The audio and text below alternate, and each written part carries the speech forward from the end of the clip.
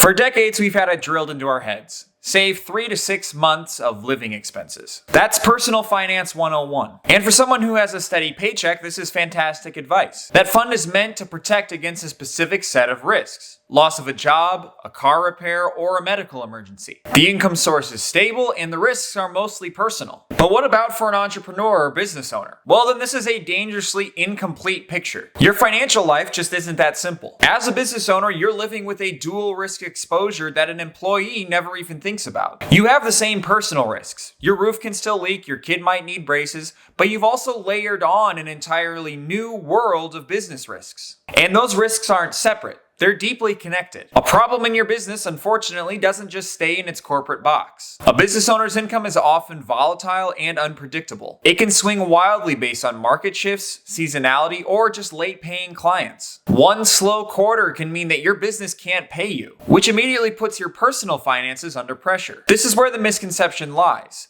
Those personal emergency fund rules I just mentioned are made around one singular point of failure: losing your job. But as a business owner, you have multiple points of failure. You could have a cash flow crisis, a major piece of equipment could break, you could have a lawsuit, or maybe even a global pandemic that happens overnight. Relying on just that 3 to 6 months worth of expenses rule that we talked about is kind of like bringing a knife to a gunfight. So what exactly is the solution? Well, first let's think about a computer. Almost every computer these days comes with a firewall built into it. This is meant to protect the data on that computer from the wild west of the internet to keep it private and safe from threats online. You have to create the same kind of barrier or firewall for your money. It needs to safeguard your personal finances in order to keep threats from crossing over, especially from your business. So this means that you can't actually have just one emergency fund. You actually need two. First, you have your personal emergency fund. Its only job is to protect your family and your personal life. It covers things like your mortgage, your groceries, your car payments, actual living expenses. It also makes sure that if your business has a terrible month and you can't pay yourself, you have an extra buffer of income, similar to if you were to lose a job. But you also have a business emergency fund, and this is totally different. The fund's job is to protect your business itself, not your personal bills. It's only meant to help business-specific emergencies. For example, covering payroll when a client pays late,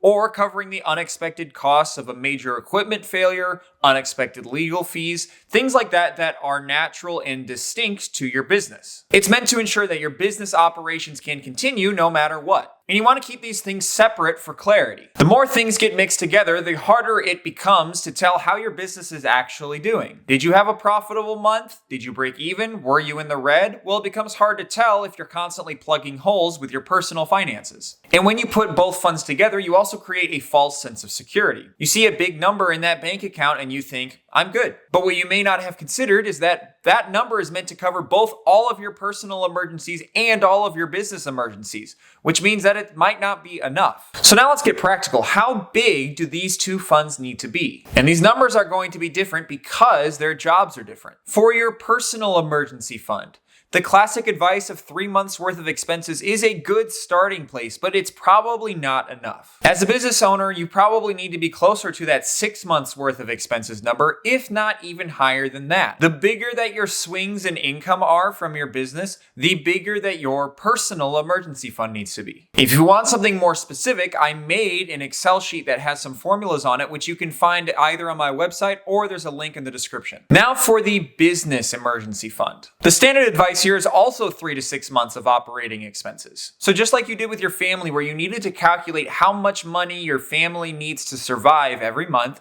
you need to do the same with your business. How much money does your business need to survive and operate every month? This includes things like office rent, employee payroll, software subscriptions, and everything that is consistent. If your monthly operating costs are $10,000, then that means that you need an emergency fund of at least $30,000. Over the last couple of years, there's been some other things that have caused people to save up even more money than that standard 3 months. Again, that global pandemic really threw a wrench in things. So it's not uncommon for people to have at least 6 months saved up, if not more, or closer to 12 months. Now, there is a trap in that where keeping extra cash on hand is potential lost opportunity cost. That money you could have taken and paid yourself and maybe invested it, saved it for retirement, or invested it back into the business and invested into growth and marketing, but instead it's just sitting in a bank account. So we do want an adequate buffer. We don't want too much sitting in cash if we can help it. And the exact amount will also depend on your business. A larger business with big overhead and a large team is going to need a lot more than the solo consultant that works from home. There are some businesses that rely heavily on seasonality. But at the end of the day, the principle is the same. The fund needs to be big enough to keep the lights on during a major disruption for several months. And that number might feel scary. It might feel huge. But you know what's worse? Having to go into debt in order to pay for a short-term emergency. That's how businesses go bankrupt in the blink of an eye and never see it coming. So how do we go about actually setting up these funds? Well, first and foremost, you actually need to open up 2 different bank accounts. High-yield savings accounts are easy to come by these days, especially for personal accounts. But if interest rates do go down in the future, then it may make sense to look into something like a money market account instead. Money market accounts are also easier to open up for a business, where high-yield savings account options are more limited if you're opening on behalf of a business or corporation. We don't want this to be investment accounts. We want the money to be easy to get to and not subject to market risk. So an investment account is not going to be appropriate. And number 2, you need to calculate the numbers you need. Like I mentioned before, there's already a calculator I've made that you can use to calculate your personal emergency fund, but your business emergency fund will probably be easier because you just need 3 to 6 months worth of operating expenses, which you should know if you're keeping a detailed budget. And number 3 is you need to automate your savings. Willpower is a muscle that gets tired very quickly. So the best thing to do is to just not rely on willpower, but rather make it automatic. Set up automatic and recurring transfers to these 2 accounts,